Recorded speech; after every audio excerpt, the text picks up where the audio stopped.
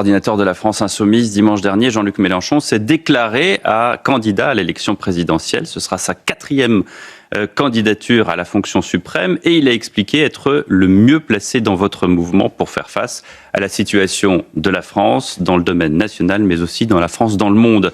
Le pouvoir d'achat reste bien sûr l'une de vos principales préoccupations. Ça tombe bien, les Français aussi, et ils veulent vous entendre ce matin sur ce sujet, sur le carburant, sur la fiscalité et aussi sur l'insécurité. Le soir de la victoire du PSG en demi-finale de Ligue des Champions reste encore dans les esprits. Hier encore, un enfant de 9 ans a été tabassé sur un terrain de football par des jeunes. Un gendarme a été tué lors d'un contrôle routier. Que vous inspire ce climat de violence et comment l'endiguer? Pour vous interroger ce matin, Stéphane Dupont des Échos. Bonjour Stéphane. Bonjour. Et Mathieu Bocoté. Bonjour Mathieu. Bonjour. Avant d'aborder ces sujets, Manuel Bompard, les passagers du MV Ondius vont débarquer à Tenerife aujourd'hui. Le patron de l'OMS disait hier que ce sont des cas contact à haut risque de hantavirus. Est-ce que ça vous inquiète?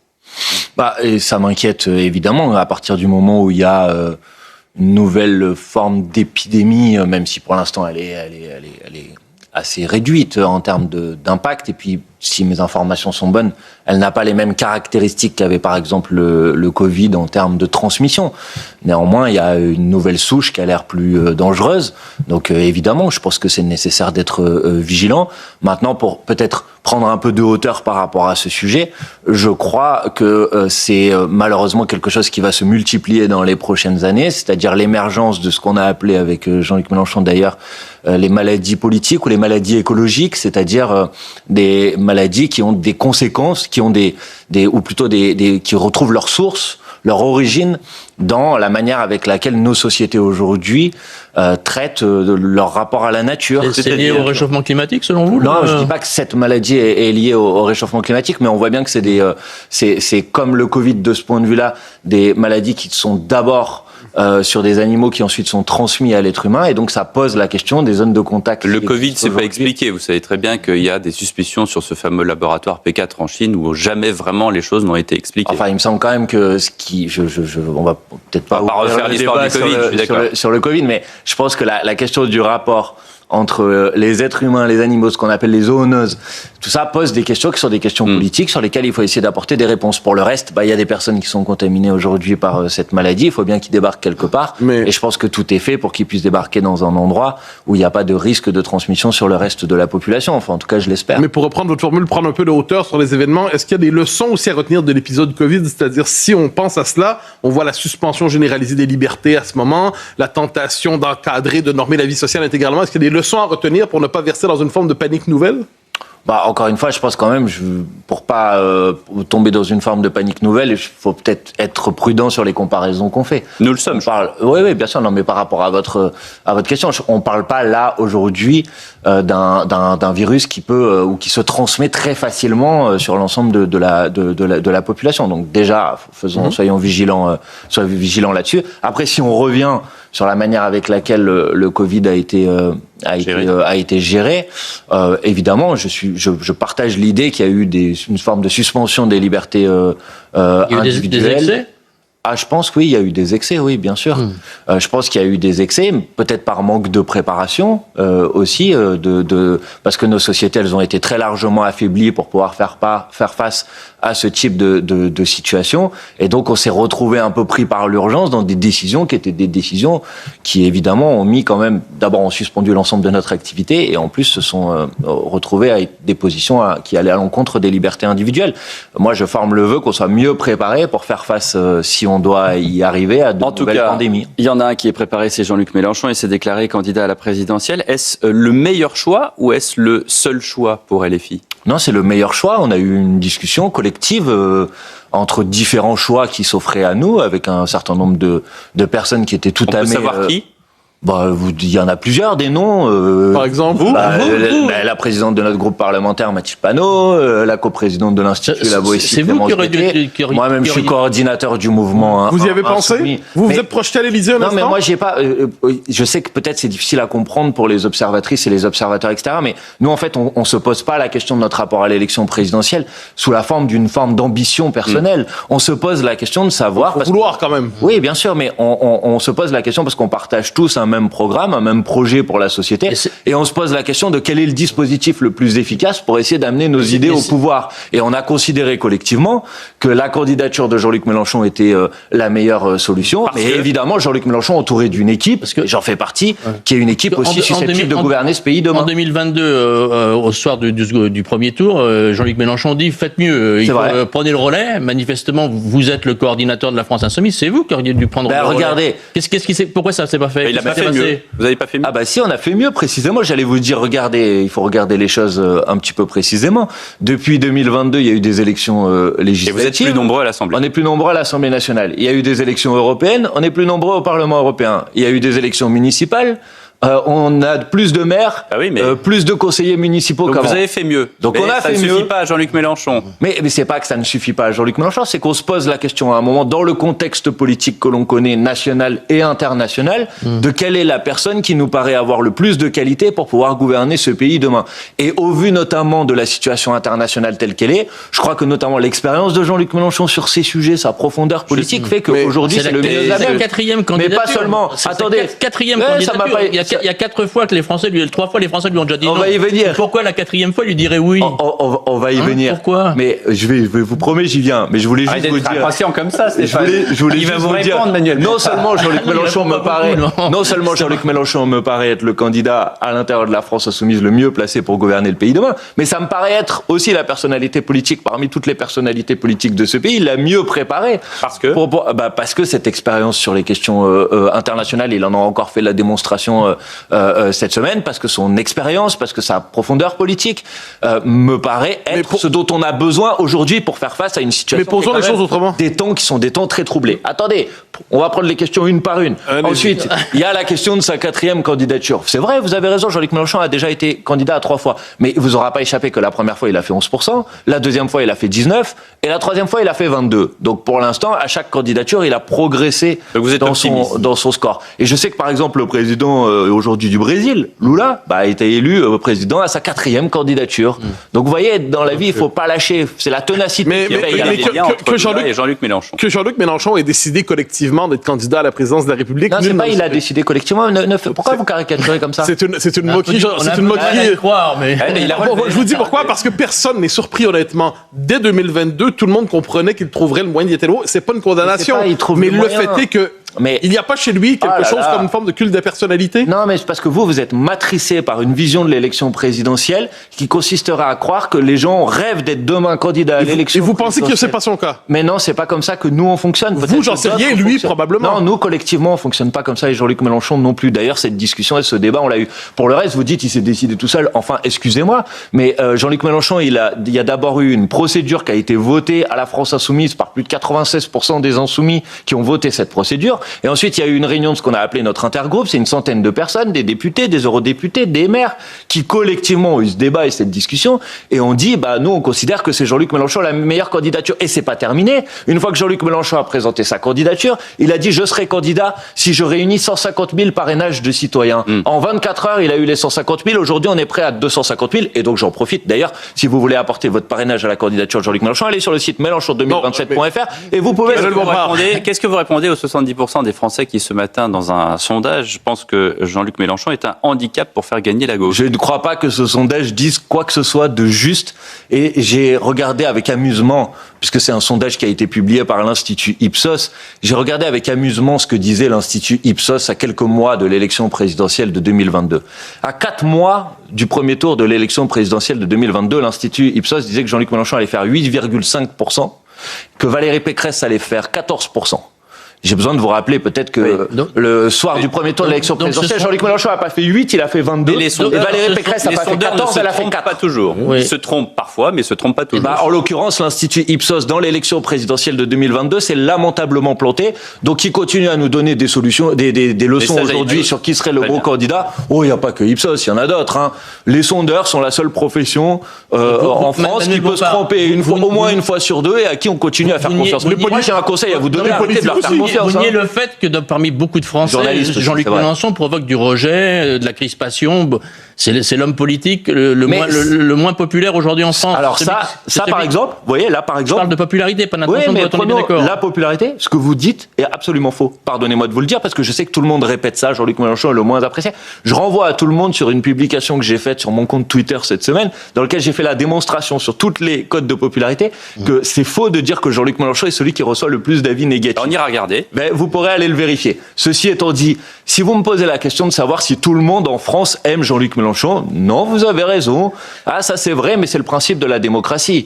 Dans la démocratie, il y a des idées différentes, des candidatures différentes qui se confrontent, et l'objectif c'est de réunir une majorité. Et nous, on travaille à essayer de réunir cette majorité, pas seulement pour Jean-Luc Mélenchon, mais pour le programme qu'il porte, parce qu'on considère que ce programme est celui qui est le plus susceptible de refonder le pays, de refonder la France, qui a été largement détruite ces dernières années par les gouvernements successifs. Et on va parler dans la suite de cette émission. Manuel Bompard est l'invité du Grand Rendez-vous. Restez bien avec nous sur Europe 1 et sur CNews. Rendez-vous sur Europe 1 et sur CNews avec le coordinateur de la France Insoumise, Manuel Bompard. On parlait de la présidentielle. Vous savez que l'usage fait qu'une fois que vous êtes élu président de la République, c'est l'ensemble des élus de France et tout particulièrement les maires qui accrochent le portrait du président de la République dans leur bureau. Pourquoi est-ce que M. Bagayoko ne veut pas ?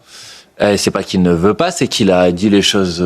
Il a dit, moi, je respecte un usage si l'autre usage est respecté. Et l'autre usage, c'est notamment que l'État abonde au financement des collectivités locales et des collectivités territoriales. Et ça fait depuis des années et des années que la ville de Saint-Denis et le département de la Seine-Saint-Denis, de manière plus générale, sont d'un certain point de vue oubliés, abandonnés par l'État. Non, c'est pas une forme de chantage, c'est une forme d'expression d'une colère vis-à-vis de la manière avec laquelle les gouvernements successifs ont traité nos villes populaires en particulier.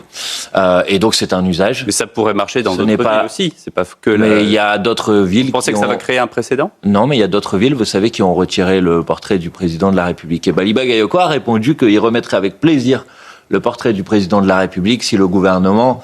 Enfin, donc c'est pas personnel contre... Absolument pas. Alors après, on a beaucoup de choses de personnel à dire sur le président de la République, mais ce n'est pas le sujet.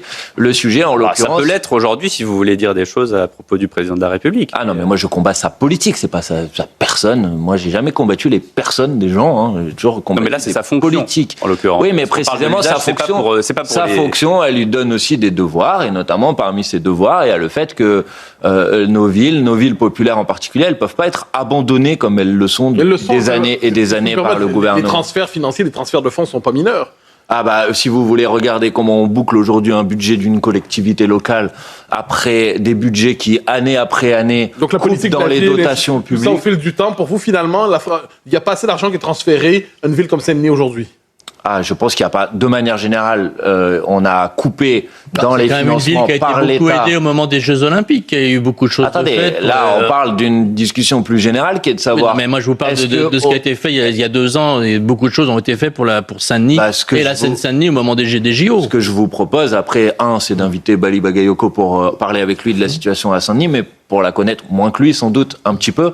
Je pense pas qu'on puisse dire que la ville de Saint-Denis n'est pas confrontée aujourd'hui à de lourdes difficultés et que la solidarité nationale ne devrait pas s'exprimer davantage envers des villes qui font partie des villes les plus populaires du pays. D'ailleurs, il y a une caractéristique, vous savez, aux élections municipales, c'est que les villes que la France insoumise a gagné aux élections municipales font toutes partie des 50 communes les plus pauvres de France, qui sont bien souvent des territoires qui ont été des territoires malheureusement trop abandonnés par les politiques publiques. Et donc, Bali Bagayoko, par cet acte symbolique... David c'est augmenter son indemnité de maire. Non, pas du tout. Enfin, après, si vous voulez, on y reviendra. Non, mais vous parlez d'argent, je vous parle d'argent. Oui, mais on peut parler d'argent si vous voulez, mais ce n'est pas vrai ce que vous dites, parce que en comparaison avec l'indemnité que touchait le maire précédent, qui cumulait son indemnité de maire et son indemnité à l'agglomération, David Guiraud gagne moins d'argent. Donc précisément, il a au contraire fait faire des économies.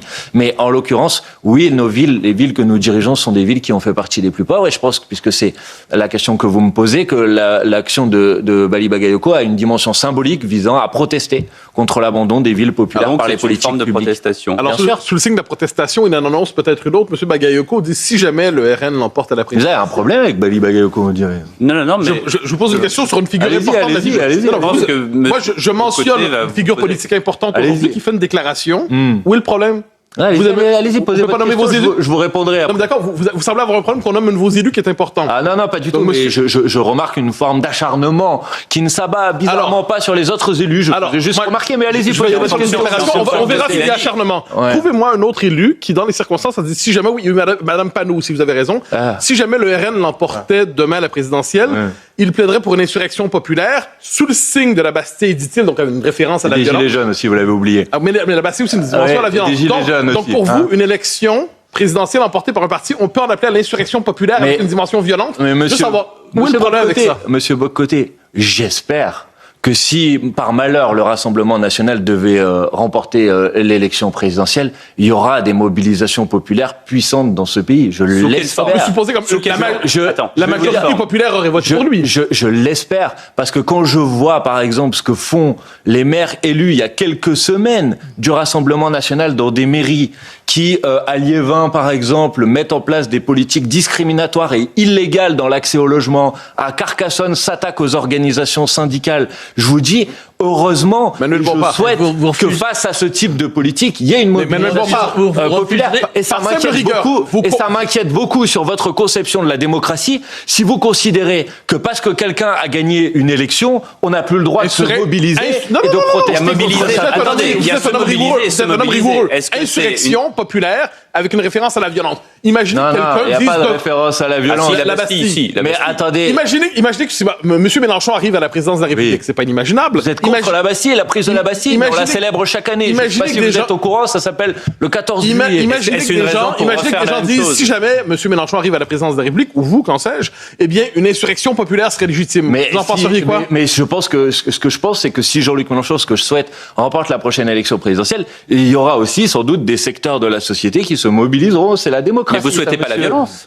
Mais ce n'est pas la violence, la mobilisation. Mais c'est précisément la question qu'on vous pose. Ça peut être compris comme le précisément non-respect. la question qu'on Vous l'avez Quand compris même. comme ça. Non, je pense que vous l'avez pas compris comme ça, que vous faites semblant de l'avoir compris comme ça Non, mais pour essayer de puisque vous en monsieur prendre Bagayoko à Bali Bagayoko. Donc, Madame Panot a dit la même chose, si je peux me permettre. Madame Panot, Voilà, monsieur Bock-Côté. Si par deux malheur, figures importantes de votre parti. allez, peut-être Bali Bagayoko a fait peut-être une maladresse, c'est qu'il a envisagé la possibilité de la victoire du Rassemblement national. Je pense qu'il aurait mieux fait de pas le faire parce que on va battre le Rassemblement national dans D'accord. cette élection Je et vous ils ne laisse le gagneront travail de pas. devin. Mais si par malheur le Rassemblement national devait l'emporter, je vous le redis, je n'ai pas de problème. Je souhaite absolument qu'il y ait des mobilisations populaires, Violente ou pas violente? mais absolument pas violentes. Ah ben voilà, D'accord, mais c'est où est le précisément problème, la alors? question qu'on vous pose depuis Vous croyez 10 qu'il y minutes. aurait polémique Non, s'il vous n'y avait m'avez pas pas posé la référence à question. Vous violence? m'auriez posé la question plutôt que d'essayer de faire croire que Bali Bagayoko avait appelé à ça. Vous m'auriez posé la question. C'est pas dès bien le de faire début. semblant que ce Mais qui ça a été dit va n'a pas pas. été dit. Non, Mais la non, référence c'est vous à la qui Bastille. faites semblant.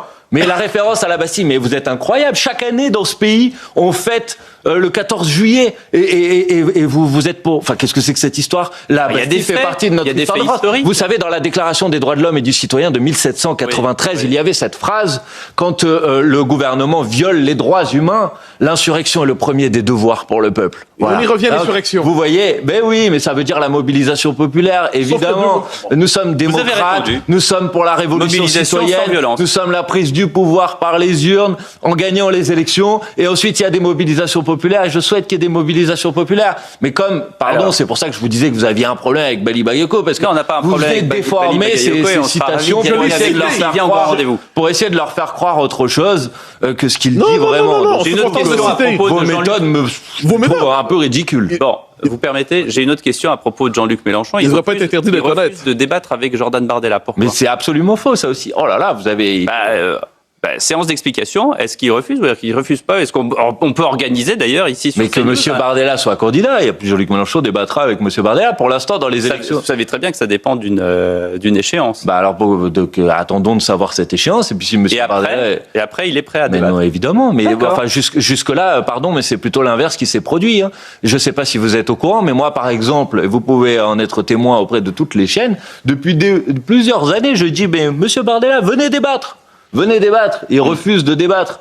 Aux dernières élections législatives et avant aux dernières élections européennes, Il a refusé de participer à un certain nombre de débats. Il a débattu, avec Gabriel Attal, j'ai le souvenir de ce... aux élections européennes, juste avec Monsieur Attal, ouais. Mais avec nous, il n'a pas voulu débattre. Donc ne dites pas qu'on n'en voudrait pas débattre avec Jordan Bardella. Moi, ça serait au contraire un grand plaisir de débattre avec Monsieur Bardella, parce que je pense qu'en quelques secondes, je pense que sa faiblesse apparaîtrait aux yeux du plus grand nombre. Son inconsistance et son incompétence, ce serait un bonheur de pouvoir la démontrer à tout le monde. On va organiser ça. Je le disais en introduction, Jean-Luc Mélenchon s'est positionné comme celui qui veut mettre un terme à la crise sociale, notamment redonnant du pouvoir d'achat aux Français. Un autre sondage, pardonnez-moi, qui est à 48 heures, qui dit que les responsables du RN recueillent le plus haut niveau de confiance des Français pour gérer, c'est pas Ipsos, c'est qui alors? C'est Lab. Vous voulez qu'on parle des pouvoir d'achat. Jordan Bardella, laissez-moi terminer la question. Jordan Bardella, 38%, Marine Le Pen, 35%. Après, il y a toute une série de candidats, Édouard Philippe, Gabriel Attal, Bruno Retailleau. Ça descend. Et Jean-Luc Mélenchon ne récolte que 18%. Comment est-ce que vous expliquez ça? Je l'explique pas parce que je n'y crois pas, mais je vais plutôt vous parler de ce que nous proposons pour faire face à cette situation, et vous verrez, j'en suis convaincu que les gens qui nous écoutent seront convaincus. D'abord, cette situation, elle est due à une situation internationale. Bon, et aujourd'hui, on paye les conséquences d'une crise internationale dont les Françaises et les Français... Le fait que le RN soit devant pour régler les pouvoirs... Non, je parle de l'augmentation des prix du carburant, monsieur. Oui.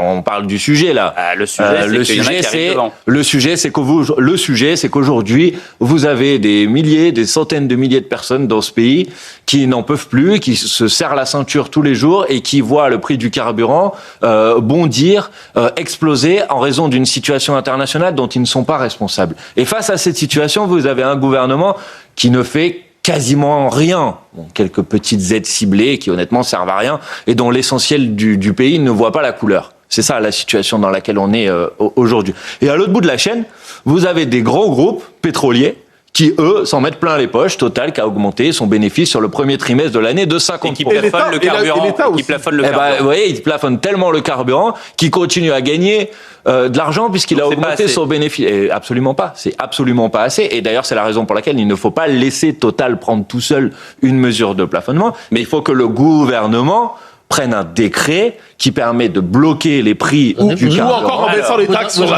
l'essence.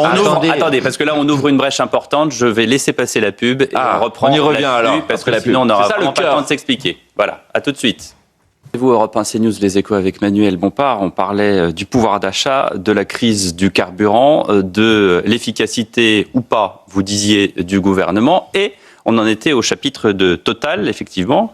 La France Insoumise s'est illustrée en dénonçant les super profits de Total, plus 51% au premier trimestre réalisé hors de France, et redistribué en partie à la pompe avec ce plafonnement du prix à 1,99 pour l'essence et 2,25 pour les gasoils. Vous n'êtes pas avocat de Total. Je ne suis pas avocat de Total. Mais pourquoi vous présentez les choses de cette manière? Pourquoi est-ce que je présente qu'est-ce que j'ai fait? Qu'est-ce qui ne va pas dans ma présentation? Vous avez dit une augmentation des profits réalisés pour la plupart hors de France et redistribués à la pompe par du blocage. Non, c'est absolument faux. Les profits ont été réalisés partout, certains en France. Si, ils vont à perte en France. Ce n'est pas vrai. Je ne suis pas l'avocat de Total. Ce n'est pas vrai. C'est factuel, monsieur Bompard. Complètement faux. Bah non.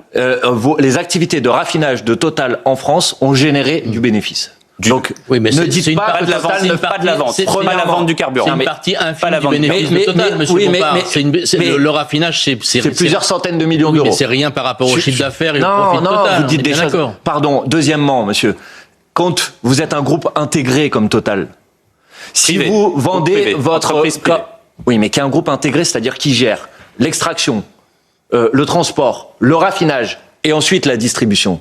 Le problème, c'est pas de savoir si au moment où vous distribuez, vous faites des profits ou pas. Le fait, c'est de savoir est-ce que sur toute la chaîne, vous faites des profits ou pas. Parce que sinon, et tout le monde le sait, ça a été largement documenté, Total a des pratiques qui s'appellent des pratiques de prix de transfert. C'est-à-dire, vous vendez le carburant à la filiale française un peu plus cher, de telle sorte à ce que les bénéfices ne soient pas largement déclarés en France, mais qu'ils soient plutôt déclarés en Suisse ou dans des paradis fiscaux. De telle sorte que dans cette situation, Total, depuis 10 ans, en France, ne déclare quasiment et ne paye aucun impôt sur les sociétés alors qu'ils font des profits gigantesques. 19 milliards d'impôts. Pas semblant que vous ne voyez pas le problème. 19 milliards d'impôts en 2025. Ah oui, quand même. Attendez, je vous parle de l'impôt sur les sociétés, là. Vous agglomérez tout. Donc, d'abord, ce n'est pas la même chose dont on est en train de parler. Je vous poser la question. Maintenant, si vous me dites est-ce que vous préférez Total qui a une cotation à la fois à Paris et à New York, est-ce que vous préférez que Total s'en aille, Mais et que ça ne attendez. soit plus un fleuron français. Non, moi, ce que je préfère, monsieur, parce que vous essayez de m'installer dans une position vis-à-vis de Vous vouliez Total. parler de Total, je vous Moi, non, je interroge. vous parle pas de Total, je vous parle des prix des carburants pour les gens qui n'arrivent Bien plus sûr. à se déplacer. Mais on vous parle de partout, Total, parce dans les zones rurales en particulier où il n'y a pas de transport en commun, les gens ne s'en sortent plus. Et de l'autre côté, vous avez des groupes qui s'en mettent plein les Mais poches. nous interrogeons, monsieur je dis une chose, ces populations. Monsieur Je- Bompard, eh on- ben, on- précisément. Donc, si vous les interrogez, vous savez que cette situation, elle est intenable. Ils vont- Et je vous dis, comment vous pouvez accepter Ils vont que... tous chez Total parce que c'est moins cher. Mais évidemment, mais tout le monde le fait. C'est pas le sujet. La question, c'est de savoir pourquoi Non. Total peut faire ça et les autres distributeurs ne le font pas. Précisément parce que Parce qu'ils Total gagnent de l'argent. maîtrise l'ensemble de la chaîne. Donc, si vous voulez faire en sorte d'avoir une position qui s'applique sur tout le monde, alors c'est au gouvernement d'agir et de prendre Par une exemple, mesure en de baissant blocage ses des taxes. prix. Non, en prenant une mesure de blocage des prix. Est-ce qu'il Ça n'y aurait pas même moyen de baisser les prix en baissant après, les taxes? on va venir sur les taxes si vous voulez. Alors, Mais vous parlez un du décret, consommateur. c'est prévu par le Code du commerce. Un décret pour bloquer les prix, ça prend 1 minute. Le gouvernement Et décide ce de qui le est étonnant, faire c'est et les prix baissent aucun immédiatement. pays européen n'a pris de mesures de blocage des prix. Ah oui, Ils ont baissé, ah oui. ils ont baissé Vous les connaissez taxes. vachement bien vos sujets, vous. hein. Ils ont baissé les taxes. Je vais vous dire quelque chose, monsieur. Je pense à l'Espagne, notamment, qui a un gouvernement de gauche. Ils ont Pardon, baissé mais les taxes. arrêtez de répéter des choses. Excusez-moi, hein, je le dis tranquillement, mais arrêtez de répéter des choses qui sont fausses. Je vais vous donner, par exemple, un pays européen dans lequel il y a du blocage des prix. Vous le connaissez très bien. La France. Dans les départements et territoires d'outre-mer, on bloque les prix et on encadre les marges. Et d'ailleurs, ça fait qu'en Guadeloupe et en Martinique, les prix du carburant ont augmenté 2 fois moins que ce qu'ils ont augmenté dans le reste du pays. Et d'ailleurs, pendant Parce le que tout premier est déjà mois, plus cher. pendant le premier mois, ils n'auront pas parce que augmenté tout du est tout. déjà plus cher. Vous pensez C'est pas parce que tout est déjà Non, mais plus cher, c'est c'est parce aussi qu'il une y a des raison. mesures qui sont décidées par le préfet chaque mois de fixer le prix du carburant pensez- et d'encadrer les population marges. est à la marge dans Vous les connaissez territoires ce d'outre-mer pays, la par rapport France, à il est en Europe, vous êtes d'accord? Vous pensez que si demain on bloque les prix, les gens vont continuer à importer du pétrole pour le distribuer et Oui, je le vendre à pense. perte? Oui, je le Bah non, pense. mais Ils ne bon, le vendront pas à perte, mais bien puisque sûr la que preuve si. qu'ils ne le vendront pas à perte, c'est que déjà, Oui. en faisant Ça un sera la- 1,99, ça sera la en pénurie. faisant un 1,99, ils continuent à gagner de l'argent. Donc ils ne Non, ils vendront ne- pas à perte. Ils ne À vendront 70, pas leur carburant 70, ils à vendront perte. pas à perte. Mais vous Mais plaisantez ou quoi? monsieur, je ne plaisante pas. Je vais vous dire pourquoi je ne plaisante pas et tout le monde va le comprendre. Est-ce que ça coûte 1 euro plus cher d'extraire 1 litre de pétrole aujourd'hui qu'il y a 2 ans? Est-ce que ça coûte 1 euro plus cher aujourd'hui?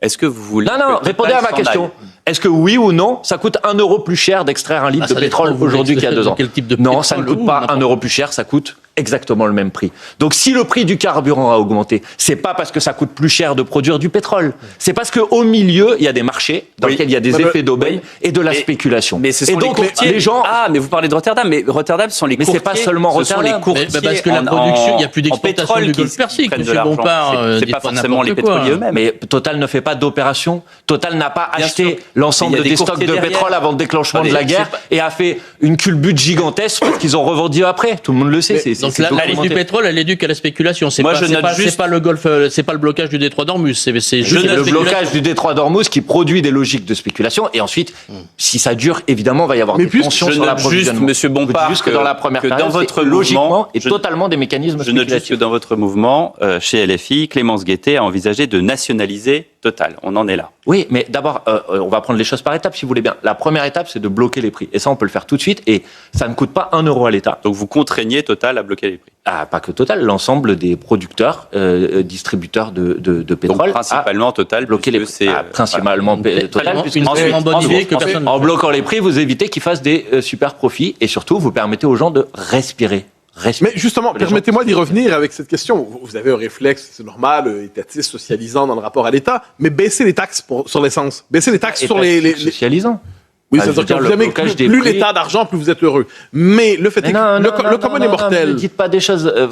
Ne faites pas pas une des insulte. procès d'intention. C'est pas un procès d'intention, Mon vous êtes- sujet, c'est pas l'État, là. Mon sujet, c'est les gens. Bah, alors dans Les ce gens cas-là, ne s'en la sortent baisse des plus, taxes. vous comprenez? J'espère bien, la baisse des taxes. Et pendant pourquoi que les gens ne s'en sortent plus, il y a Total qui Et s'en met plein les un poches. instant- Vous comprenez que c'est inacceptable? Et la baisse des taxes, vous avez vraiment l'impression que l'État, lui, s'en met plein les poches et le commun est mortel demanderait bien une baisse des taxes sur Mais l'essence. regardez, je vais vous dire quelque chose. Si vous bloquez le prix à 1,70 €, c'est la proposition que l'on Mais fait. si vous baissez les Attendez, taxes, vous vous baissez avez le deux prix. façons de le Écoutez, faire. monsieur Bocoté. Vous avez Vous êtes contre la baisse des Écoutez, prix. laissez-moi aller jusqu'au bout de ma démonstration. Vous l'avez fait, si je peux me Si vous permettre. bloquez le prix à 1,70 €, Total va à peu près faire 40 centimes de profit en moins sur le litre du carburant. Et les 10 centimes restants, c'est l'État.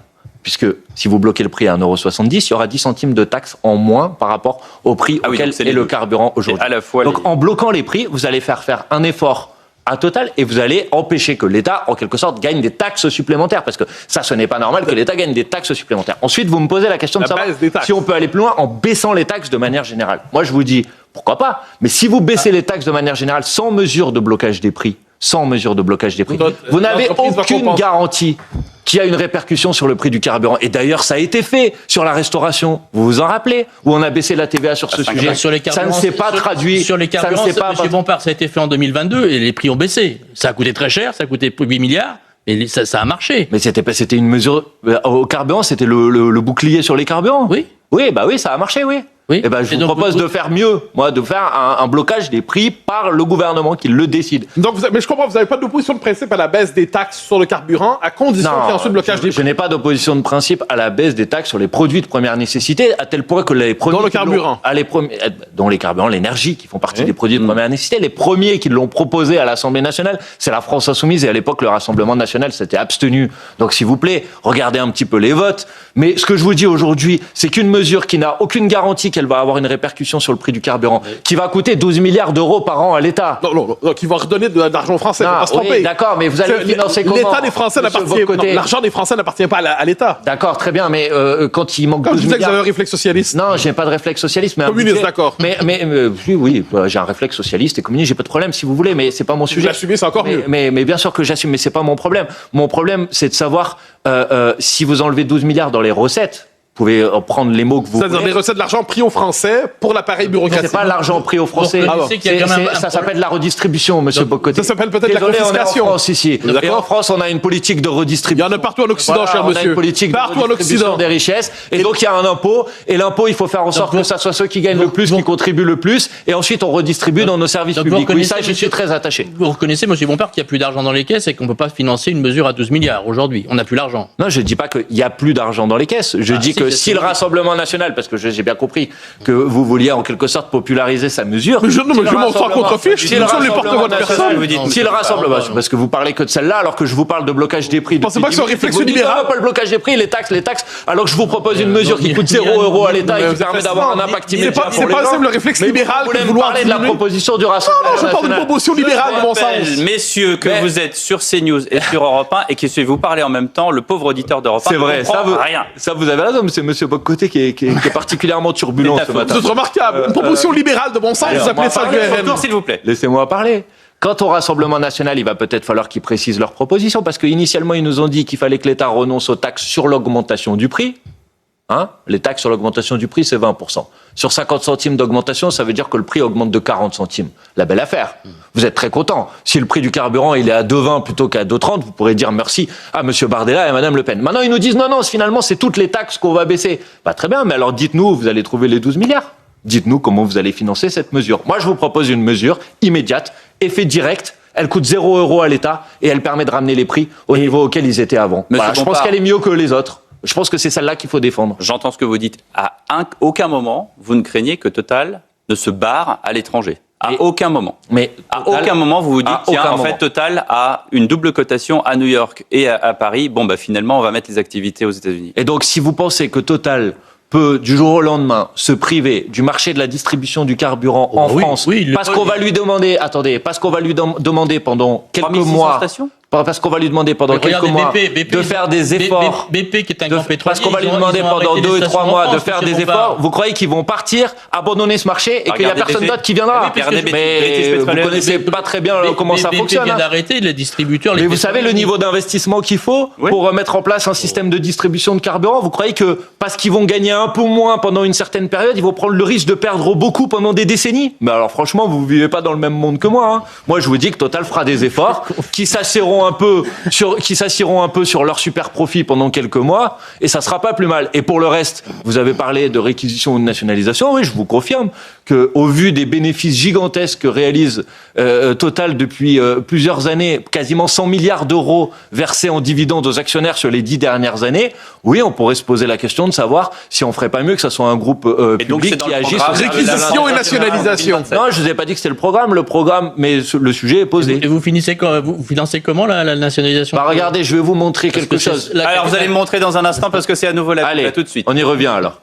Dernière partie du grand rendez-vous avec Manuel Bompard. Dans un instant, on parle de l'insécurité. Mais d'abord, on termine le chapitre sur les carburants avec Stéphane Dupont. Oui, juste avant la pause publicitaire, vous nous disiez que Total, vous n'excluiez pas une nationalisation, vous même parlé de réquisition. Alors, si c'est une nationalisation, comment est-ce que vous financez cette nationalisation? Ça coûtera très très cher. Combien? La capitalisation boursière de Total, c'est autour de 130 milliards. Voilà. Donc si vous avez 130 milliards pour acheter, Non, vous avez mais 130 milliards pour acheter Total. Bon, d'abord, pour nationaliser une entreprise, vous achetez pas 100% de sa capitalisation boursière. Même la moitié, ça fait beaucoup d'argent. Vous êtes au courant. Deuxièmement, il y a eu des mesures de nationalisation en France qui se faisaient pas au niveau de la capitalisation boursière, notamment dans les années 80. Pour le reste, mais imaginons que nous sommes sympathiques et que nous faisons, ça fait 70 milliards, c'est ça? Oui. Bon. Total, c'est 100 milliards sur les 10 dernières années de dividendes distribués à des actionnaires, principalement anglo-saxons. Le deuxième actionnaire de Total, personne ne le dit jamais, c'est le groupe BlackRock. Donc, si vous préférez... Il y a 1 million de petits actionnaires aussi de Total. Oui, mais des Français de...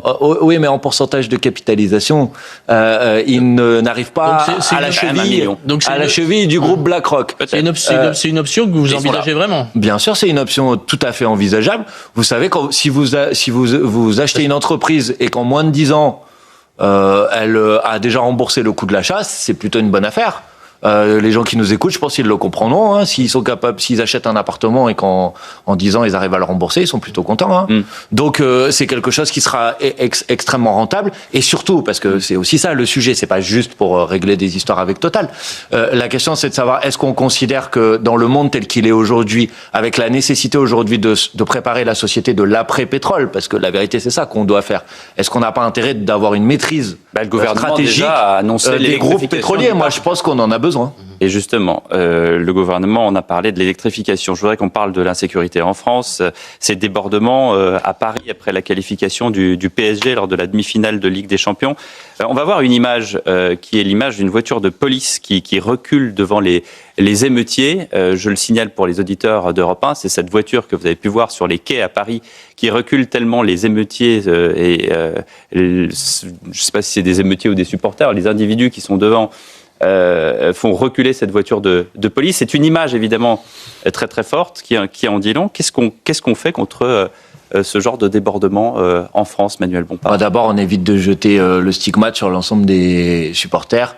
On parle de... J'ai dit les émeutiers. Non, mais je parle pas, je réponds pas spécialement par rapport à votre question, mais on parle de quelques dizaines, peut-être quelques centaines de personnes parmi plusieurs dizaines de milliers de supporters. Une fois qu'on a fait ça. Non, mais c'est important de le faire. Très bien. Parce qu'il y a des gens qui sont allés fêter une victoire sans participer à quelque débordement que ce soit. Et deuxièmement, on fait en sorte de faire régner et respecter l'ordre public. Et donc on a des dispositifs de maintien de l'ordre. On organise y compris des festivités quand il doit y avoir des festivités, pour faire en sorte qu'elles ne dégénèrent pas, tout simplement. Alors ouais, c'est pas si facile que ça. On essaye de faire en sorte que ça se passe dans les meilleures conditions possibles. Voilà ce qu'on fait. Et puis après, là, ça ouvre une question plus large, si vous voulez, qui est la question de qu'est-ce qu'on fait face aux problèmes d'insécurité, comment on permet de garantir la sécurité pour chacune et chacun en France, de pouvoir vivre en paix, en tranquillité et en sécurité. Et ça, de mon point de vue, pour ça, on tourne la page des logiques qui sont à l'œuvre depuis des années et des années, portées à grand discours guerrier de shérif, où on fait croire que parce que on va surarmer les policiers, qu'on va augmenter le quantum de peine en permanence, que ça va régler quelque chose. C'est quoi la différence entre armée et surarmée? Non, mais attendez. Monsieur. Vous avez dit on va surarmer les policiers. Je distingue donc que vous distinguez armée et surarmée les policiers. Je suis pas sûr que, par exemple, dans les manifestations, on ait besoin d'avoir des armes qui s'apparentent parfois à des armes de guerre. Voilà, on peut avoir des méthodes de maintien de l'ordre. Mais là, dans le cas précis, vous m'avez dit qu'il fallait faire régner l'ordre, mais avec quoi? Avec des policiers sans armes? Mais j'ai pas dit à quel moment j'ai dit qu'il fallait des policiers sans armes. Je vous demande de préciser, là, par exemple, là, dans une soirée comme ça, bien sûr, le 30 mai, on va avoir des dispositifs de maintien de l'ordre. Le 30 mai. C'est quoi un dispositif de maintien de l'ordre selon Manuel Bompard? C'est ce qu'on fait depuis des dizaines d'années et des dizaines d'années, que quand il y a des regroupements, des attroupements, des regroupements massifs, on les encadre pour que ça se passe dans les bonnes conditions, pour que les gens puissent faire la fête, mais évidemment qu'on puisse pas s'en prendre à des gens et détruire du mobilier ou s'en prendre à la vie ou s'en prendre à des policiers, par exemple. Comment expliquez-vous que des personnes comme ça décident de se jeter sur des policiers avec une intention manifestement malveillante à leur endroit? Comment l'expliquez-vous? Je ne sais pas, je ne connais pas la situation. Est-ce que c'est pas à cause de certains slogans de la France Insoumise qui dit la police tue, la police tue, la police... Quel est le rapport exactement? Est-ce que vous soutenez la police? Ben, quand elle fait bien son travail, je la soutiens absolument, mais quand elle le fait mal, je la critique. Pourquoi il faudrait accepter, même quand elle ne respecte pas les règles de la déontologie? Qu'est-ce qui reste dans le narratif? Est-ce que ça reste que vous soutenez, en l'occurrence... Je comprends pas très bien. Vous soutenez la police quand elle ne respecte pas elle ne respecte pas le code de la déontologie de la police? Je suis pas là pour... je ne suis pas responsable politique. Vous n'êtes pas responsable politique, mais je pense qu'on devrait tous être d'accord pour dire que quand la police fait bien son travail, on la soutient, et que si la police ne respecte pas un code de déontologie, ça c'est l'évident. Eh ben on la dénonce. Mais on peut revenir à la question de base qui me semble importante. Pour sanctionner les policiers qui font pas leur des travail. Services qui, en l'occurrence, aujourd'hui, et tout ça est largement documenté, par rapport à d'autres pays européens, ne sont pas indépendants, et donc ont plutôt tendance à protéger, Vous remettez en doute l'IGPN? Je remets en doute absolument l'indépendance de l'IGPN, puisque l'IGPN n'est pas indépendante. Donc oui, bien sûr, je remets en doute, et je défends au contraire l'idée qu'on ait un organisme de contrôle de la police qui soit un organisme réellement indépendant, comme ça existe dans d'autres pays d'Europe, parce que de manière générale, c'est vrai pour la police, c'est vrai pour les médias aussi, par exemple, il vaut mieux qu'ils soient contrôlés par des organismes qui sont des organismes indépendants et pas des organismes qui sont composés de policiers eux-mêmes, qui ont des relations parfois de travail, d'amitié, de proximité avec les personnes qui sont mises en cause dans cette affaire. C'est un principe assez élémentaire de la justice. D'accord, le principe encore élémentaire. Ici, d'un côté, quand les policiers sont attaqués par des dealers, on le comprend presque, c'est une logique, ils veulent tuer l'autorité. C'est pas des dealers, là. Voilà, j'y arrive. Là, c'est pas des dealers, pas du tout. Ce sont des jeunes ordinaires, entre guillemets. Qu'est-ce qui les pousse, eux qui sont pas des dealers, qu'est-ce qui les pousse à vouloir humilier, blesser, agresser les policiers? Faites un travail. Moi, je ne sais on pas le fait. La culture anti-police existe. Je ne sais pas comment la situation a dégénéré. Je n'étais pas sur place. En tout cas, je désapprouve évidemment le fait que c'est dégénéré. Et je pose la destruction d'une exposition consacrée au vivre ensemble. Pardon? Et avec la destruction aussi d'une opposition consacrée au vivre ensemble. Je ne sais pas. Place de la Concorde. C'était l'exposition d'Iana Bertrand, qui était sur le vivre ensemble, qui s'est retrouvée complètement. Qui a été un peu vivre moyen ensemble. Et je suis évidemment en désaccord avec ça. Mais si vous voulez bien qu'on essaye peut-être de trouver des réponses qui sont des réponses, à un peu plus larges, il faut d'abord un bon diagnostic. Qui sont des réponses politiques. Mais moi, mon diagnostic, c'est que les politiques qui sont à l'œuvre depuis des dizaines d'années sur ce sujet sont des politiques qui ont absolument échoué. Moi, ça me fait quand même doucement sourire. C'est-à-dire que maintenant, on met en cause la France insoumise, en quelque sorte comme si elle était responsable de l'insécurité, des problèmes qu'il peut y avoir dans le lien entre la police et la population, alors que précisément, la France insoumise n'a pas dirigé ce pays et globalement, à part depuis maintenant le mois de mars, n'a pas dirigé nos communes. Non, mais comme vous l'avez dit, vous êtes très nombreux au Parlement, donc le message passe. Moi, je vous dis que oui, mais précisément en termes de conséquences politiques, je vous dis que la doctrine que l'on défend sur ce sujet, qui s'appuie sur le déploiement d'une police de proximité, qui s'appuie sur un travail de prévention, qui s'appuie sur un travail de réinsertion, par exemple en doublant les effectifs de probation, parce qu'aujourd'hui on n'est pas dans la moyenne européenne. Ça, c'est une politique qui fonctionne mieux, qui marche mieux pour, par exemple, éviter la récidive, pour lutter contre l'insécurité, pour faire en sorte que les gens puissent vivre en paix, en tranquillité. Regardez, ça devrait vous intéresser. Regardez aux États-Unis. Pendant des années, ils ont dit on va avoir la politique, on va faire des prisons super fermées, on va augmenter les peines, etc. Il y a quelques mois, dans 2 villes, à Détroit et San Francisco, ils ont réintroduit une police de proximité. Ça a baissé de 50% la criminalité aux États-Unis. Et ils sont en train de dire c'est peut-être ça la solution. Voilà. Moi, je pense que c'est ça la solution. Vous voyez, je pense que ça marche bien. San Francisco est un mieux modèle. que les autres. Ok, on en reparlera une autre fois. Mais non, je n'ai pas dit que c'était. C'est original comme point de vue. Monsieur Bocoté, c'est vous qui êtes assez original parce que vous êtes conscient de l'état des villes américaines dont vous parlez. Oui, mais précisément, si vous aviez écouté peut-être ma démonstration jusqu'au bout, je vous ai dit que c'était récent ce qui vient d'être fait et que ça avait produit des premiers résultats. Je ne vous ai pas dit San Francisco. Que je sache, c'était pas des villes dirigées par des conservateurs. Ce qui est assez original, c'est votre capacité à pas très bien comprendre ce que je dis. Je crois que je vous écoute. Pour plutôt développer vos fantasmes à vous sur moi. Mais calmez-vous en ce matière, si je peux me permettre. Politique, évidemment. Je vous rassure. Mais pour le reste, mais moi, je ne doute pas de votre bonne foi, mais je crois que vous en doutez vous-même. J'ai dit par contre que le développement de la police de proximité, ça marche. Et je pense que ça devrait être un modèle pour nous. Bon, jeudi dernier, Laurent Nunez était l'invité d'Europe 1 et de CNews dans la grande interview. Le ministre de l'Intérieur a vanté sa méthode par rapport à celle de son prédécesseur, qui, selon lui, a permis de renouer le dialogue avec l'Algérie. Qu'est-ce que vous en pensez ? Sur ce point, je suis d'accord. La politique a été celle de Monsieur Retailleau. La politique de je bombe le torse, vous allez voir ce que vous allez voir, a produit une situation absolument ridicule dans laquelle on avait interrompu toute forme de collaboration et de coopération avec l'Algérie sur les questions sécuritaires, mais de manière plus générale sur les questions économiques. Vous aviez peut-être vu que Madame Meloni en Italie avait d'ailleurs flairé l'histoire parce qu'elle commençait à se rapprocher et à créer une forme de coopération économique avec l'Algérie. Franchement, heureusement que Monsieur Retailleau... Vous ne croyez pas qu'il y a une hostilité du régime algérien contre la France ? dans une nuit pour ne plus être ministre de l'Intérieur, parce que sinon on sera encore au point mort du fait qu'on n'a plus aucune Donc, relation vous êtes avec d'accord avec la politique du gouvernement et Vous êtes d'accord avec Emmanuel Macron quand il dit que c'est des maboules qui voulaient nous brouiller avec l'Algérie? Ah, je pense que la politique qui consiste à vouloir ne pas comprendre et pour faire avancer, y compris des dossiers avec l'Algérie, il faut lui parler et construire des relations. Comme Christophe Glaise, par exemple. Par exemple, j'aimerais bien, et je souhaite Dans un pays qui arrête comme ça un journaliste, qui le kidnappe, Oui. et on doit faire semblant que c'est un pays normal, avec un régime démocratique légitime. Mais je vous ai pas demandé de faire semblant de quoi que ce soit, monsieur Bocoté. Pour vous, c'est un régime, c'est une dictature, l'Algérie? Attendez, non. Mais on va d'abord Arrêtez parler un journaliste. du sujet, parce que ça vous intéresse, Christophe Glaise? Non, Parce que je vous en parlais un petit peu moins que quand c'était... On en parle régulièrement, cher monsieur. Boalem Sansal, mais On en parle régulièrement. Moi, ça m'intéresse, par exemple. Et donc, je me pose la question de savoir comment on fait en sorte qu'il soit libéré le plus rapidement possible. Manifestement, Eh ben, ça je fonctionne pense pas, que là. ce qui permettra sa libération le plus rapidement possible, Est-ce que- ce n'est pas la politique de monsieur Retailleau, du coup de menton. Il est plus de aux la affaires, en avec, passant, hein. l'Algérie. Vous construisez une relation, et dans cette relation, évidemment, il faut avoir des... Pour convaincre un régime Et la autoritaire de libération- libérer un Et journaliste. la libération, Attendez, eh ben on en reparlera, monsieur Bocoté, mais pour l'instant, monsieur Retailleau, il n'a rien obtenu du tout. Votre idole, là. Votre idole, mais De c'est celui quoi, qui... ce- votre idole sur ce Je sujet. vous laisse au fantasme politique. Votre idole sur ce sujet, manifestement. Vous avez l'impression Monsieur que Glaise, vous allez faire avancer les sujets avec Vous me l'Algérie. corrigerez, monsieur Parce que vous Retailleau allez n'est plus construire ministre. Allez, une forme Monsieur de... Retailleau n'est plus ministre et monsieur Glaise est encore en prison. S'il vous Oui, plaît. mais monsieur Boalem S'il vous Sansal a plaît. été libéré, ça S'il vous a vous pas plaît, échappé. à propos de Boalem Sansal, est-ce que vous avez hâte de lire son dernier livre qu'il Non, publie en absolument pas. Moi, Parce j'ai que dit, mais parce que je ne partage, d'abord, je n'admire pas spécialement le travail de monsieur Sansal, et y compris, je ne partage absolument pas ses idées politiques, ce qui m'a pas empêché de demander sa libération, parce que je pense que quand on quand on a une conception des droits humains et de la liberté d'expression, même quand on n'est pas d'accord avec une personne. Vous ne lisez pas les livres des gens avec qui vous êtes en désaccord. Mais Moi, je lis ceux de votre patron. ça m'arrive de lire des livres de gens avec qui je suis en En désaccord. tout cas, vous ne Mais lirez en pas, l'occurrence, ceux de vous Boalem ne lirez Sansal pas ne le m'intéressent dernier pas. Boalem Sansal. Et vous on l'avez a le dit droit ce aussi, matin. monsieur Bocoté. Bien sûr, mais Sur CNews, on n'est pas encore Je pense obligé que de la lire bien sûr que discussion non. va Vous continuer faites l'économie des grands écrivains et ça vous concerne. C'est fini. Merci beaucoup. Merci à vous. Bon dimanche à vous tous. Bonne journée à vous.